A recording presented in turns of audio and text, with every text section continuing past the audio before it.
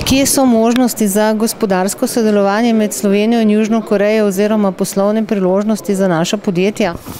Ja, jaz se ukvarjam z izvozom pohištva in vina in sigurno na obeh teh dveh področjih so kar velike možnosti, zato ker v Koreji je evropsko pohištvo zaradi dizajna in kvalitete, pa tudi slovensko, popularno.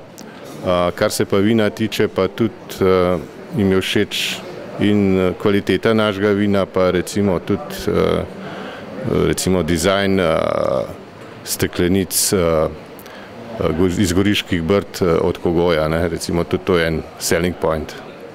Začel sem jaz pred 17 leti in z majhnimi količinami, no zdaj pa to je že kar dolgo obdobje in delam pa v bistvu z družinsko firmo in se zadeve zdaj predvsem v zadnjem času spet kar dobro razvijajo. Možnosti je veliko, ne samo v Južni Koreji, ampak v celem tem področju, tudi Japonsko bi tukaj zraven vključil.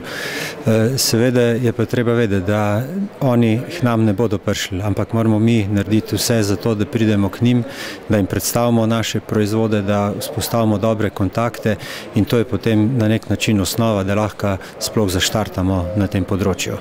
Ko smo mi šli z hišami, smo šli predvsem s tem, da smo razmišljali, če lahko dol prodajajo Skandinavci lesene hiše, zakaj jih ne bi tudi mi. In potem smo začeli postopoma z raziskavo tržišča in smo praktično ugotovili, da so možnosti. In ko smo najdli potem ta prav kontakt, seveda to ni bilo prvič, ko smo šli dol, in ko smo najdli ta kontakt, je potem zadeva pač štartala uspešno. Trgovina oziroma gospodarsko sodelovanje med Južno Korejo in Slovenijo žal še ni tako razvito, kot bi človek lahko pričakoval glede na možnosti, ki jih ima slovenska industrija in gospodarstvo nasploh.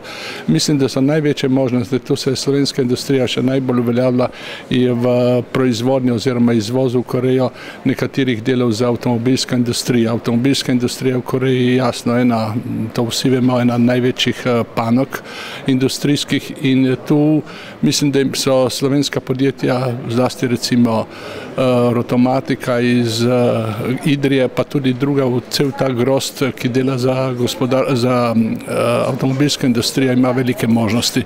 Seveda se pa tudi drugot vsak dan, ali tako rekoč iz tedna v teden, dobivam neka vprašanja, vidim, da se odnosi širijo, seveda kakšen velik volumen, lani je bilo recimo na obe strani izvoza in uvoza nekaj čez 600 milijonov evrov, kar seveda je daleč pod možnostmi, ki jih bi mi tu še imeli.